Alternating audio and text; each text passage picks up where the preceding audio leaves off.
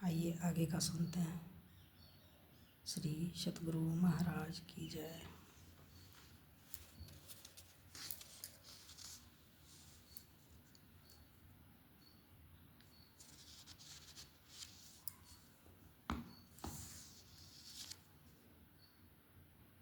गले और सिर को छोड़कर समूचे शरीर में पीली सरसों के तेल से मालिश करने के बाद दाईं करवट लिटाकर रीढ़ और कमर पर विशेष रूप से मालिश करते हैं। रविवार को तेल का मालिश नहीं की जाती, मात्र हाथों से समूचा शरीर मल दिया जाता है। संतोषजनक मालिश हो जाने पर कुर्सी पर आपको बिठाता हूँ।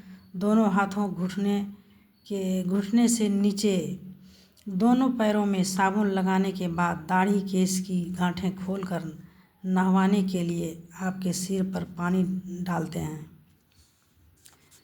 नहाने के पानी में थोड़ा गर्म पानी मिला दिया जाता है। पानी डालने के साथ साथ समूचे शरीर को हथेलियों से मलते भी जाते हैं। प्रत्येक रविवार को समूचे शरीर में 3 बार साबुन लगाते हैं।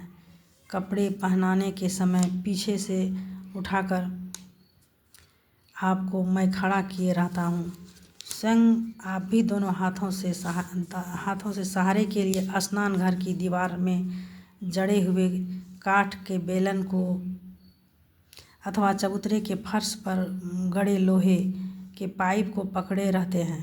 केश, दाढ़ी, मूंछ और शरीर के शेष अंगों को सूखी तौलिया से पोंछकर कौपीन और धोती पहना दिए जाते हैं। व्हीलचेयर में अथवा आपकी शयन चौकी पर आपको बिठाकर गंजी पहना दी जाती है।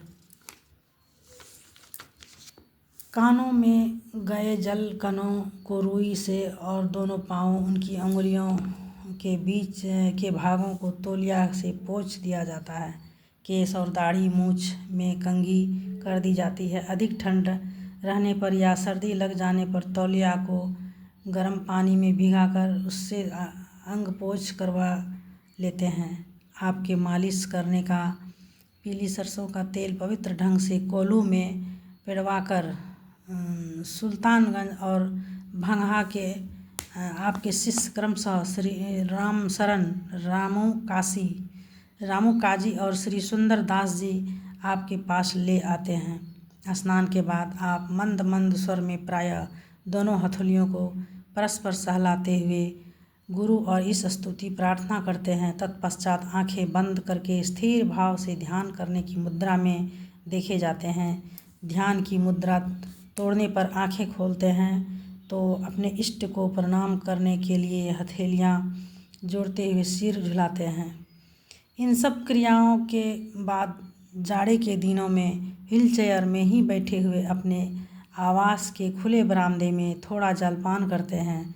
कुछ देर वहीं टहलकर अपनी शयन चौकी पर आते हैं और चित लेटकर विश्राम करते हैं।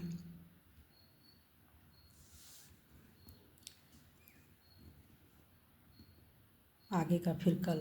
श्री सतगुरु महाराज की जय।